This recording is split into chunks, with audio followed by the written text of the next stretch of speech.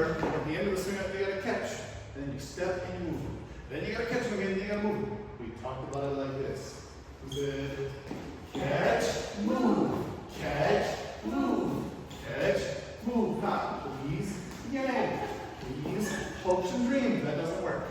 Move your body so you get that momentum. You'll do a great job getting that going. Just remember, followers, they can't catch something that isn't there. So when we're coming in for this catch here, it's my back that's facing this way, not my front. And you're going to throw it to the wall. Don't go around the leader, throw your back to the wall. It made such a difference, followers. You really changed it without the leaders doing much difference. Then we learned a lot of stuff, and we put it all together like this. First, we'll show you points. It goes, hey, ho, hey, hey, hey. That's points.